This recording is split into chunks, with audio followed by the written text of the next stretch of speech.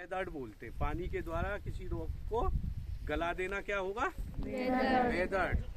तो वो weathered rock में ही पानी मिलता है। वहाँ क्या होता है, हमारी जो रजिस्टिविटी है ना, उसकी वैल्यू आती है कम।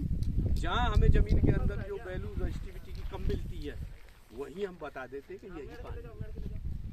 आया कुछ समझ में? क्या समझे? इतना जल्दी नहीं समझेंगे। ठीक है, तो ये हमारी टोटली साइंस से अप्लाई हो रही है। तुम हर जगह, इसीलिए साइंस को बहुत अच्छे से पढ़ना है। जहाँ भी आप कर रहे हो, आप अपना फ्रिज अप्लाई कर रहे हो, फ्रिज भी एक वो है, फिजिक्स की एप्लीकेशन है। कभी कार्नोट साइकिल पढ़ी है? आप पढ़ी नहीं है, सुना होगा ना कि फ्रिज है ना। आप कभी दिमाग लगाया फ्रिज में ठंडा क्यों रहता है, बाहर क्यों नहीं रहता? साइंस ऐसे ही लॉजिक लगाने से आगे बढ़ती है। आपने कभी वो है, कोई सी चीज को ऊपर फेंको तो नीचे क्यों आता है? वो पता है तो आपको है? हाँ, अगर वो लॉजिक नहीं लगाता कि भाई सेब अगर पेड़ से गिरा तो ऊपर क्यों नहीं गया, तो आपको ना साइंस में लॉजिक लगाने की होता क्यों? तो साइंस लॉजिक से आगे बढ़ती है, इसीलिए साइंस पे ही बहुत ज़्यादा जोर देना है। जहाँ भी अप्लाई हो रही है वहाँ साइंस ही काम करेगी।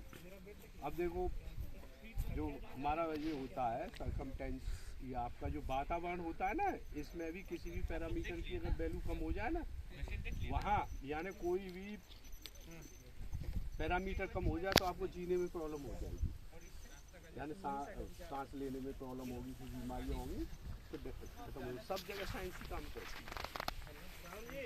जैसे आप पानी गर्म कर रहे हो, उसका भी ये पानी हीट हो रहा है, देखे कितने पानी को ज़्यादा वो कितना डेंसिटी का पानी, यानी जब सबसे ज़्यादा पानी गर्म किस उस पर होता है, टेम्परेचर पर, ये मालूम करना है। साइंस बहुत गौर है, इसलिए साइंस के बारे में सोचो, साइंटिफिक वे में सोचो सब चीज़। आप लोग के जैसे वैज्ञानिक बनने के लिए क्या पढ़ना पड़ता है सर? है? आप लोग जैसे वैज्ञानिक बनने के लिए क्या पढ़ना पड़ता है? ये क्या होता है, भूभौतिकी सब्जेक्ट है जो आप देख रहे हो ना, इसको बोलते हैं जियोफिजिकल सर्वे। तो जो ये इंस्ट्रूमेंट हमारा रखा है ना, देखिए जो बक्सा था, वो उसको बोलते हैं रजिस्टिविटी सर्वे, वो रजिस्टिविटी मीटर। जैसे आप किसी भी चीज़ को मेजर करते हैं तो लेकर के इसके लिए एक अलग तरह का इंस्ट्रूमेंट बनाया जाता है। जैसे बुखार को मेजर करेंगे, बीपी को मेजर करेंगे, उसके लिए बुखार को क्या बोलते हैं उसे? थर्मामीटर। ऐसे ही हमें ज़मीन के अंदर में एक रजिस्टिविटी मीटर है। इसका नाम रजिस्टिविटी मीटर क्यों है? क्योंकि हम रजिस्टिविटी निकालते हैं इस बेस पर। वैसे इसे जियोफिजिकल इंस्ट्रूमेंट बोलते हैं। ठीक है, हाँ, ये हमारा जियोफिजिक्स है। ये जो साइड में रखे तार जिन पर लगे हैं, इनको बिंच बोलते हैं इंग्लिश में, वैसे ही भाषा में चकुली बोलते हैं। बिंच का हिंदी में चकुली होता है। ठीक है, और जो लगे हुए तार हैं वो कनेक्टिंग वायर होते हैं। तो ये एक जनरल ओवरव्यू है। अब आप कैसे साइंटिस्ट बनोगे, जो यानी अर्थ साइंस कैसे बनते हैं, उसके दो वो हैं। एक तो आपको सबसे पहले पढ़ना पड़ेगा PCM ग्रुप, फिजिक्स केमिस्ट्री में, क्योंकि यहाँ जो सब अप्लाई होता है फिजिक्स अप्लाई होता है।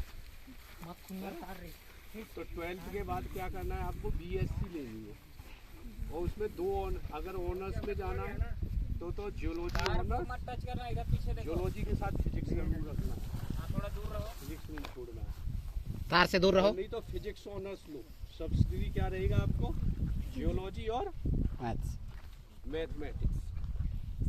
ठीक है, हाँ, आप कहीं भी अगर आपको अर्थ साइंस बनना है तो एक जियोलॉजी सब्जेक्ट होता है, और फिजिक्स होता है भूभौतिकी में जियोफिजिक्स। तो इस ऐसे करके आप लोग कर सकते हो। 12th के बाद BSc करने के बाद होता है फिर एक तो IIT का JAM एग्ज़ाम होता है, जो जानते हो, जॉइंट एडमिशन टेस्ट होता है। उस टेस्ट को पास करोगे, या फिर अलग अलग यूनिवर्सिटियाँ अपना एग्ज़ाम देती हैं, जैसे कुरुक्षेत्र यूनिवर्सिटी है, और BHU का भी उसी के थ्रू। जो अच्छा जो फिर चलता है वो BHU और IIT इन सब में है। और तीसरे तरह की सेंट्रल यूनिवर्सिटियाँ में उनमें अलग है। आपकी जल्दी नौकरी पानी है तो इन सब इंस्टीट्यूट में ही आएगी। अच्छा, एक अच्छा रेनॉल्ड जॉब पाना है, हालांकि उनसे भी बनते हैं पर इनमें चांस ज़्यादा होता है। उस टेस्ट को पास करो, फिर आप जो ऑप्शन दो उसमें, जो कि इसमें मैथ और फिजिक्स होना ज़रूरी है, और जियोलॉजी ना हो तब भी चलेगा। ठीक, एक तो ये है, एक होता है डायरेक्टर, एक होता है डायरेक्टर। आप फिजिक्स भी ले सकती है। फिजिक्स के लिए फिर आपको जो फिजिक्स पढ़ना पड़ेगा एंट्रेंस टेस्ट निकालने के लिए। ये दोनों जो फिजिक्स के ही है, जो भी है ना सर आपके कर रही है फिजिक्स के, मैं जो फिजिक्स का हूँ, तो ये दोनों के दोनों फिजिक्स ही है। और ये दोनों बहुत अच्छे IIT गोल्ड मेडलिस्ट हैं। IIT के अपने अपने इंस्टीट्यूट के ये गोल्ड मेडलिस्ट हैं। ये आई UPSC से इंडियन जो साइंटिस्ट एग्जाम होता है IGS, UPSC कंडक्ट था। जैसे IES है ना, एक IES होता है, एक IES होता है, इंडियन इंजीनियर टेस्ट करके होता है। तो ये सब टेस्टों के थ्रू आप जाओगे, अर्थ साइंस बनोगे। जब अर्थ साइंस पढ़ोगे तभी अर्थ साइंटिस्ट बनोगे। फिजिक्स से भी चले जाओगे। सबसे पहले BSc लो फिजिक्स मैथ के साथ। हाँ, DCM ग्रुप में BSc करो, उसके बाद अच्छे इंस्टीट्यूट में।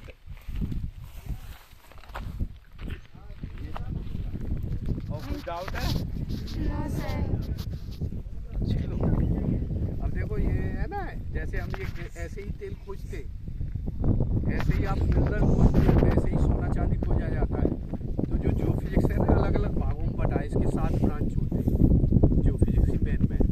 एक पानी खोजने के लिए बनी होती है, एक तेल खोजने के लिए बनी होती है, एक मिनरल खोजने के लिए बनी होती है, और एक होता है जमीन के अंदर जो सॉफ्ट मेटेरियल और बॉडी जो होती है उनके लिए अलग से बनी होती है।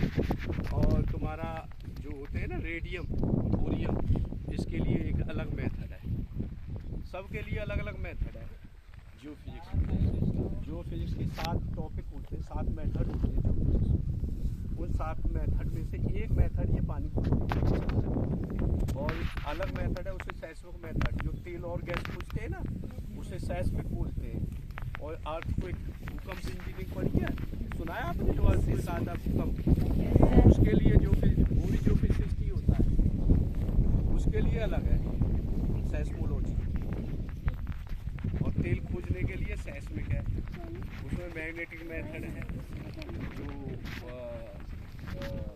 मिनरल खोजते हैं उसके लिए। तो ऐसे करके जो फिजिक्स बहुत ब्रॉड सब्जेक्ट है और बहुत पैसे वाला वो है, इसमें नौकरी बहुत जल्दी मिलती है। समझ गए, मैं आ गया ना थोड़ा थोड़ा। और एक और बात बताऊं, हाँ। लड़कियों की बहुत जल्दी नौकरी लगती है जो फिजिक्स। वाह ये पॉजिटिव पॉइंट है। हाँ, फॉरेन कंपनियां खट से उठा ले जाती है, विदेशी कैंपसिंग होती है इंस्टीट्यूटों में ना। विदेशों में क्या है कि वो दोनों में सॉफ्ट में रखते हैं ना।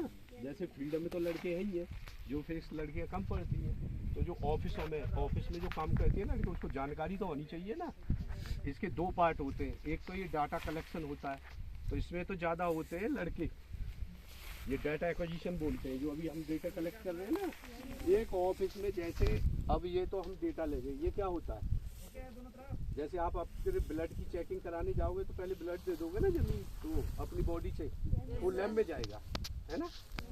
ऐसे ही हम जमीन के अंदर से ब्लड ले रहे हैं, नीचे का डेटा। अब इसका जो 75 वर्क है ना, वो होगा लैब में, तो उस लैब के लिए लड़कियां चाहिए होंगी। इसीलिए डेटा प्रोसेसिंग, इंटरप्रिटेशन सब लड़कियां करती है बैठी बैठी, रियल वर्क वही करती है। ये तो देख रहे हो, उन्हें कुछ दिन तक रखेंगे, 2-3 साल तक, तो उन्हें आइडिया हो जाए। और फिर उसके बाद ऑफिस में अपने ऑफिस में AC में बैठो और अपना प्रोसेस करो। इसीलिए लड़कियों को ज़्यादा प्रॉब्लम नहीं है, इसलिए अच्छे से पढ़ो, साइंस पढ़ना PCM से। ठीक है, और कोई doubt? Thank you so much sir. Okay, let's go.